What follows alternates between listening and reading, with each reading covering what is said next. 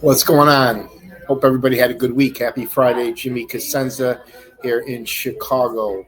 I got a nice short story. We're going to talk about two made members of the Chicago outfit. These guys were sent out to Las Vegas in 1986, shortly after the Spilotro brothers' brutally beaten bodies were discovered at a cornfield in Indiana. We're going to talk about Dominic Lars Cortina and Donald the Wizard of Oz Angelini. Now, these guys were made members of Chicago outfit, part of the Joe Ferriola crew, which is one of the strongest crews in the Chicago mob. And most of us have never even heard of these guys. Now, before we get into it, I want to talk about some recent news. President Trump, he actually commuted Larry Hoover's sentence. Now, Hoover's not out of the woods yet. He's still facing 200 years on a state bid. Hoover committed a murder back in the early 1970s and has been locked up ever since. I went to Larry Hoover's trial at the Dirksen Federal Building in the mid-90s. It was Hoover and several other high-ranking GDs, along with a beautiful black Chicago police officer, Sonia Irvin. They were running a multi-million dollar, $100 million a year drug operation on the south side of Chicago. They had 30,000 soldiers. Hoover was housed in Vienna. That was a minimum security prison back in the day. He had control of the entire prison. Women, food, cigarettes, drugs, alcohol, anything he wanted. The only thing is he couldn't leave. So when his high-ranking associates would come visit him in Vienna, the government put an ultra-thin transmitter in the visitor's pass, and it picked up thousands of hours of coded conversation between Larry Hoover and other members of the GDs. These guys were all big NFL-looking black dudes. All the defendants were found guilty. I think Hoover's no longer a threat to society. He's been locked up for decades. And maybe there's a slight chance, if he ever is released, that he can help some of these young homies. So this is great news for Larry Hoover and his family. And we'll see what the state decides to do with him. And if they're going to consider releasing a shot caller, a boss of one of the largest gangs in the country, the Black Gangster Disciples, they should seriously look into Mike Sarno's case. Now, I went to Mike Sarno's trial. The vast majority of the evidence was against his co-defendants. Without the government's informant, Mike Sarno would be a free man today. His outfit days are long gone. This man has some serious health issues. He needs to be released immediately. At his trial, there was no violence, no guns, no drugs. He gets 25, 30 years in prison. So let's hope that maybe President Trump will consider giving Mike Sarno a pass. Same with Jimmy Marcello. Jimmy Marcello, alleged boss of Chicago outfit, labeled OC. Anybody who's labeled OC in the prison system years ago would get special treatment. Now they get the worst of the treatment. Sometimes they're even denied basic needs that regular federal inmates get. But Jimmy Marcello is sitting in prison mostly because of some of the lies Nick Calabrese testified to. Now, I see Nick Calabrese testify every single day in court. For the most part, I found him credible. He was believable. He came across pretty good in front of the jury. However, there were a couple white lies that he told, and he definitely flip-flopped on Jimmy Marcello. He accused Jimmy Marcello of picking him, John Feccarata, and Jimmy LaPetrie up at Venture Parking Lot, and he was the one that set up the Spilotro numbers. But it took him 10 months, almost a year, to finally come clean and be honest with the FBI. So to me, that's reasonable doubt. But this man has served enough time in prison. He's up there in age. He's been away from his family and friends for decades. It's time to consider giving Jimmy Marcello a pardon or a pass, if you will. I doubt that'll ever happen. Same with Mark Polchin, Vinny Gorgeous in New York, Nick Geo. I think these men have paid their debt to society. They're no longer threats, and it's time to send some of these men home. I mean, if they're going to pardon or commute Larry Hoover, running one of the largest street gangs in the country, they should definitely consider releasing Mike Sarno, Nick Geo, Mark Polchin, Jimmy Marcello, even Vinny Gorgeous. They should start looking at some of these cases. Without the government informants, most of these men would be home today. Now, as I said before, the Chicago outfit controlled not just Chicago, the suburbs or the Midwest. They controlled everything west of the Mississippi, including Las Vegas and Hollywood. A couple guys in the Grand Avenue neighborhood would joke that those assholes in Hollywood had nothing on the Grand Avenue crew or some of the Taylor Street guys. Anytime a Chicago outfit guy or an associate, family member, friend would go out to Vegas, they would get treated the full VIP red carpet treatment. For example, the Stardust. This is where all the Chicago outfit associates, maid members, family members, and friends used to go to. I was too little, but I always heard all great kind of stories from this place. Some of the guys were actually given cash to bring home to the outfit bosses, kind of acting as a courier or a conduit for the Chicago mob. But the Stardust Hotel Casino was one of 4 mobbed-up hotel casinos that Chicago outfit in Kansas City were skimming millions of dollars from. They eventually got pinched during Operation Strawman, where Joey Aiuppa, Joe Lombardo, Jack Cerrone, Angelo Petria, and a couple of Kansas City guys all took a serious pinch and all went to jail. Now, as we all know, Lefty Rosenthal was probably the GOAT of bookmaking, the best in the history. Nobody was better than Lefty. That was the Chicago outfit's main man out in Vegas. But what they didn't know, he was an undercover agent. Not an undercover agent. He was working for the government. He was kind of acting as a double agent. As we all know, it's a very dangerous life. Eventually, it was exposed. He went to start his car one day, and it nearly blew him to smithereens. Somehow, Lefty survived that car bombing, unlike Michael Cagnoni or a guy like Frankie DeCicco. Lefty survived, and some people thought it was Joe Lombardo or Tony Spilotro or the Chicago outfit that planted that bomb, but most likely it was the Kansas City mob with the Chicago outfit's approval that tried to kill Lefty. He dodged prison time, definitely got a pass on life, got lucky, retired down in Florida. And I have a friend from the Grand Avenue patch. She was asked to keep an eye on Lefty while he was living down in Florida. Lefty Rosenthal was probably the best BM ever, the GOAT, if you will, also an informant. And there's his beautiful wife. You could tell he was definitely pussy whipped. And that was a big problem. There's the little guy, the ant, right? He was sent out there, what was it, late 70s, I think? And Tony Spilotro did not listen to Joey Aiuppa, Joe Lombardo, Tony Accardo, or Jack Cerrone. They wanted him to keep his head down, to not get in trouble, to fly low under the government's radar. What does he do? The exact opposite. Brings a lot of heat, which eventually led to his demise. We all know 1986, what happened, but what a lot of people didn't know, once the outfit bosses decided to get rid of the Spilotro brothers, specifically Joey Aiuppa, right before he went to the can.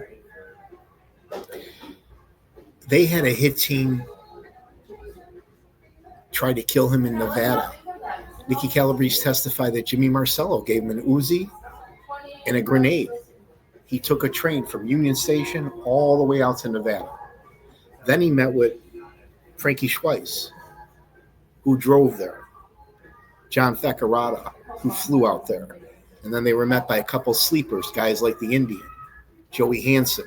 So the hit team all assembled together, but they came from different areas. And once they got together, they had a hell of a time tailing Michael and Tony Spilotro. Nick Calabrese testified that he remembers tailing Michael. He was driving a brown minivan, and on the plate had Solozzi Chevrolet. As we all know, is a very popular car dealership in Chicago. So this was going on for months. Meanwhile, back home in Chicago, the old mob bosses were getting a little antsy. They felt these guys are spending a lot of money, and they're not getting the job done. So Frankie Schweiss, he knew Tony Spilotro had a court date coming up. So he had the great idea. They were going to ambush Tony and Michael Spilotro as they came out of the courtroom and gun them down with the Uzi. As crazy as that sounds, Frankie Schweiss was serious, and he definitely had the balls to do it.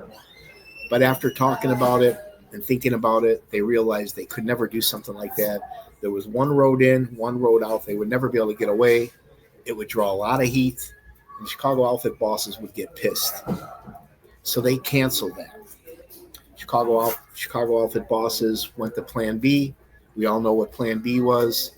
They were lured to a house in Bentonville, brutally beaten, stomped to death by all the heavyweights. All the big shots were there to personally get their kicks and licks in.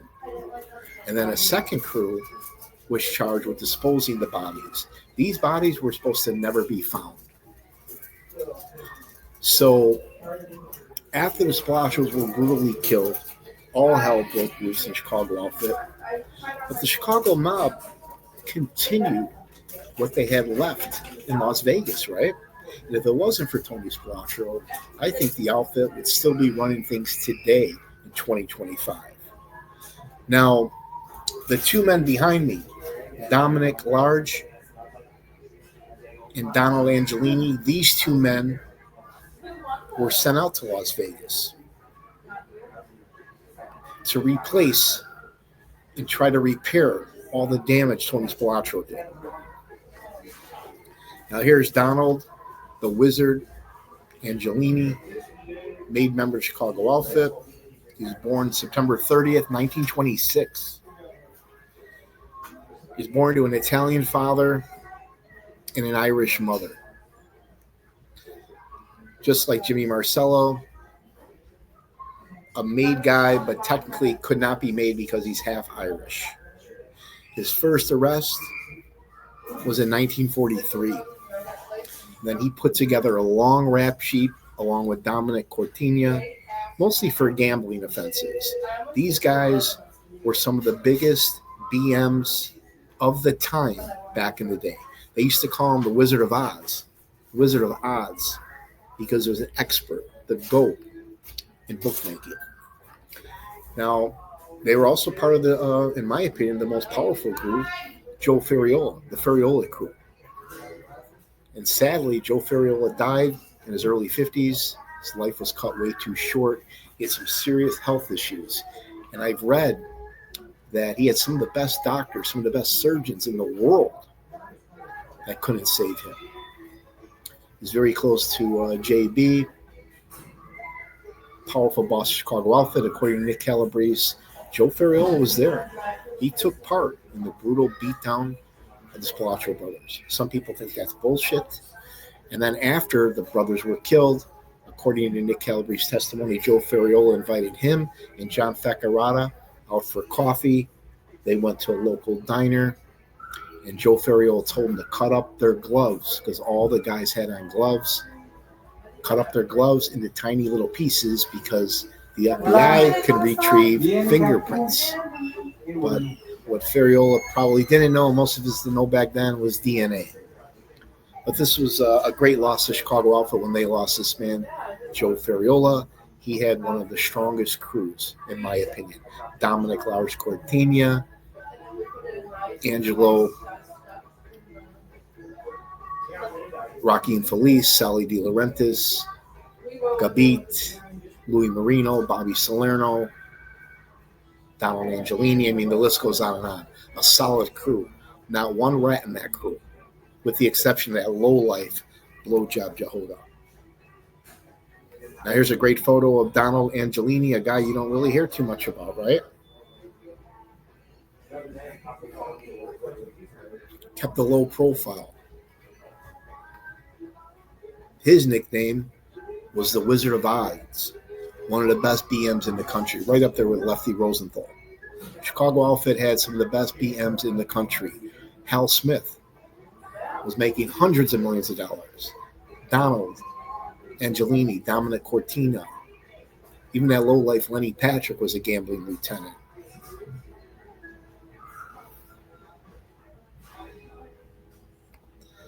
Now here's another member of the crew, another guy you don't hear about too much. He was kind of a partner with Dominic Cortina and Donald Angelini. You got Joey, tough name to pronounce, Spatavicchio. These guys were charged.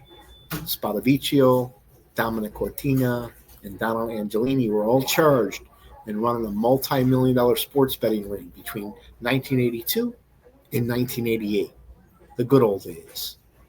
Cortina, he was alleged to oversee a lot of the gambling in the western suburbs.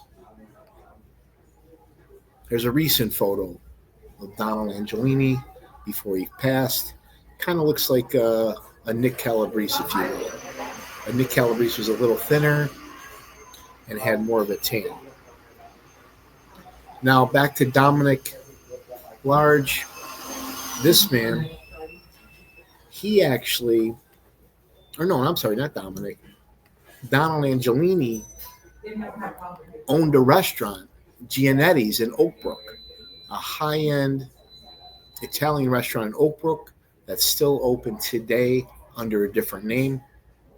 But like a lot of wise guys and associates, a lot of them are partners in the restaurant business. Now here's his partner, Dominic Large Cortina, a guy you don't hear too much about. Kept a very low profile and made millions of dollars. He was one of the biggest BMs in the country. He was even involved in the Pete Rose scandal. As we all know, Pete Rose, like a lot of professional athletes, Jordan, etc., some of the Detroit Pistons were all big-time gamblers, whales, as BMs would call them. And it's such a shame that Pete Rose, one of the best baseball players, born and raised in Cincinnati, became a Hall of Fame Cincinnati Red player, was not allowed in the Hall of Fame because of his gambling pinch. Total bullshit. God bless Pete Rose and his family. And now that he's passed, now he's on the other side, they're thinking about putting him in the Hall of Fame. It's a little too late. But I bring up Pete Rose because he booked through Dominic Cortina, Donald Angelini, and the Chicago Outfit. Now, years ago, maybe late 70s, early 80s, Donald Angelini, Sam Carlisi, John DeFranzo, and a couple other guys all got pinched in this Indian reservation gambling casino. Not one of them ratted, not one of them rolled. They did some time in prison. All of them came home. And that just speaks volumes to some of you scumbags out there that think John DeFranzo was an informant. John DeFranzo did time in prison, him and his brother Pete. Never ratted, never cooperated. But Sam Carlisi, one of my favorite wise guys, I'll never forget going to his trial. Him and his entire crew were convicted mostly because of James Lavelli and Lenny Patrick, who testified against them.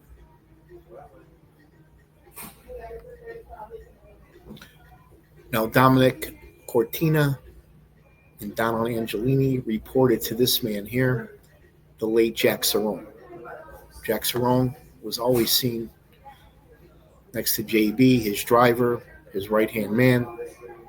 You hear a lot of stories about Jack Sarno, that he was a classy dresser, but he was a bad drunk. He's also very capable man. He did heavy work. He was pinched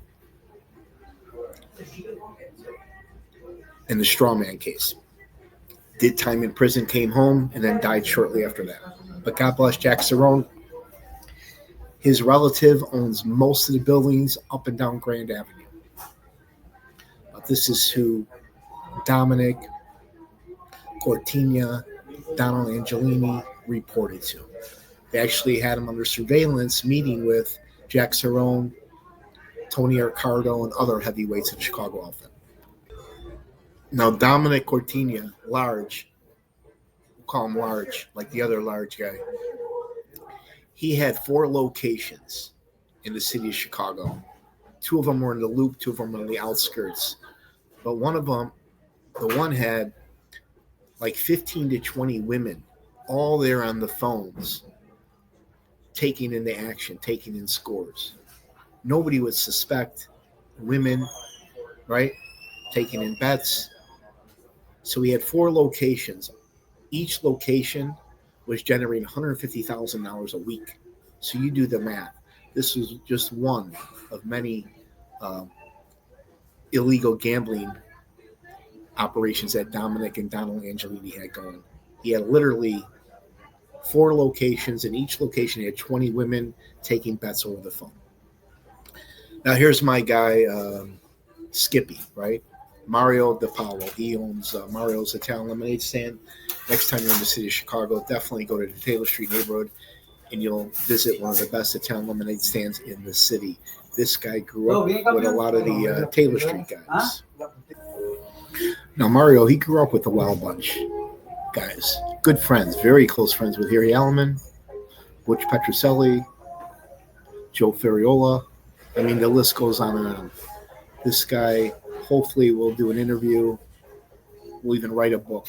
Very interesting guy here. But Mario told me that he would visit Harry Allman, Donald Angelini, and Dominic Cortina twice a year. He visited Harry Allman twice a year for 30 years. And back then, if you were tagged with OC, you had special privileges. Now, if you're tagged with OC, they make your time even harder. But Mario told me that when he would visit Dominic, Donald Angelini, Harry Allman, and other guys in prison, that Dominic's wife, Large's wife, Donald Angelini's wife, Mario's wife, they would all cook and make Italian deli sandwiches. And Mario would pack them onto his body and smuggle them in. Mario would smuggle Italian homemade food and sandwiches to the Chicago outfit. Why they were locked up. That's a true story. And some of the guards would look at him in the eye and ask him, do you have any narcotics on you? Do you have any drugs? Because you could, if we find any drugs, you're going to get in a lot of trouble. But again, those guys weren't involved in drugs. But Mario, twice a year, would smuggle Italian food and sandwiches made by the wives into some of the outfit guys while they were locked up. You got to love that. Now, going back 1969, the government had some of these guys under surveillance. I mean, all the wise guys were always under surveillance back then, even today, believe it or not. But they showed Dominic Cortina, Joe Ferriola, Joe Spadavicchio, Tony Ricardo, Mayor Lansky, and a couple Genovese guys. They all met at the Diplomat Hotel in Hollywood, Florida.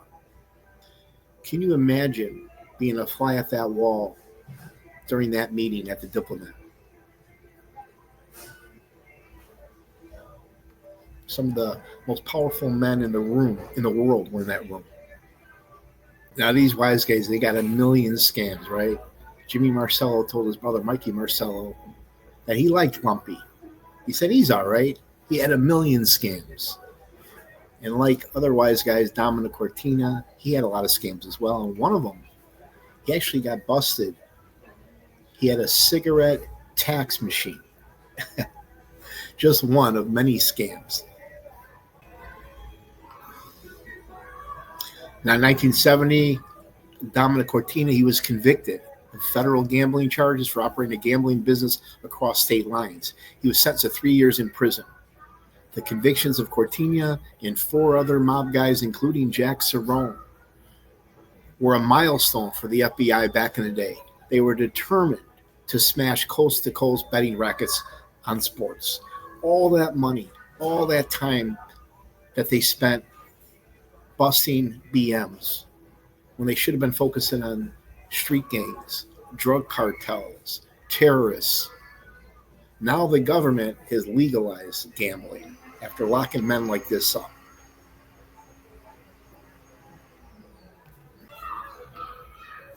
Then again, he took another pinch in 1989. Dominic Cortina was arrested at his house, charged with conspiracy and 6 other wise guys to engage in loan sharking, robbery, insurance fraud, gambling, and the legal import of cars in Europe. He was sentenced in 1990, 20 months in prison, and then had to pay restitution. The other defendants were given 18 months, 24 months. He was eventually released. Dominic Cortina was released from federal prison in 1992. That's a couple stints he did in prison, never ratted, never cooperated. Again, a lot of these Chicago outfit guys were not informants. We had the least amount of informants compared to other crime families. So he gets released from federal prison in 1992, only to return to federal prison for being convicted on other charges. It never stops with these guys. He was eventually released from federal prison for good in 1995. That's Dominic Cortina, legend in the Chicago outfit. He eventually passed away, died of cancer in 1974. Now, Donald Angelini and Dominic Cortina were never associated with any violence in organized crime. In fact, they were known for non-strong arming clients, but instead treating them politely, more like a John DeFranco style. In some cases, the prosecution said that even the duo themselves suggested that they give up gambling. No violence at all. The only thing these guys did was gambling, which is a very harmless vice. Now, his son, Donald Angelini's son, rather than follow in his dad's footsteps or his dad's associates' footsteps and get involved in that life, his son became an attorney. Like Bobby Salerno, Alex Salerno became an attorney. Jimmy Marcello's son, Joe Ferriola's son, became stockbrokers.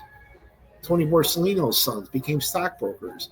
Unlike Boston, New York, Philly, where the sons, nephews, grandfathers got involved in organized crime, ended up getting killed, ended up going to jail. Most of the Chicago outfit guys, their kids never got involved in that life, with the exception of Frank Calabrese and that rat Junior Calabrese. Now let's get back to Dominic. Upon his release, he moved into a one-story home in Oak Brook. A lot of outfit guys, bosses live in Oak Brook.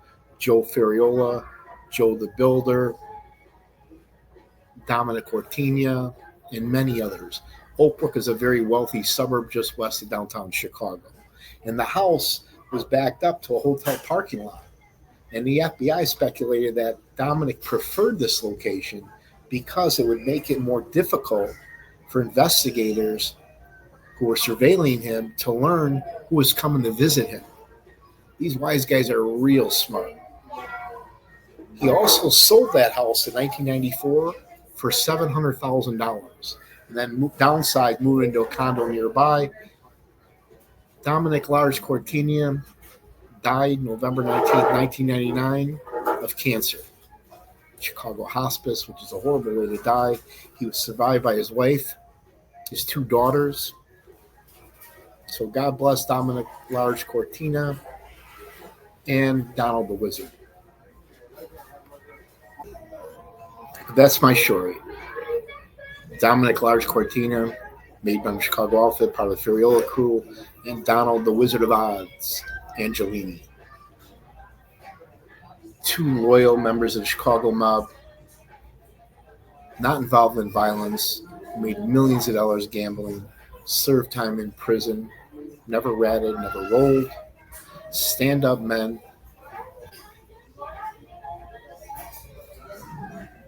Loyal. If you guys like my Chicago mob trial stories, hit the like button, subscribe, and share with your friends.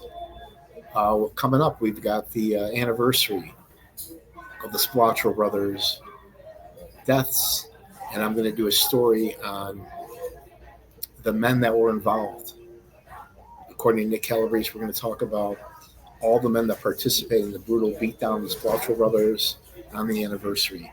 If you guys like my Chicago mob trial stories, please hit the like button, subscribe, share with your friends. And for you haters out there, put out the cigarette, get off, put down that crack pipe, take the dog for a walk, and take the old lady for a nice drive in the country, okay? Ciao.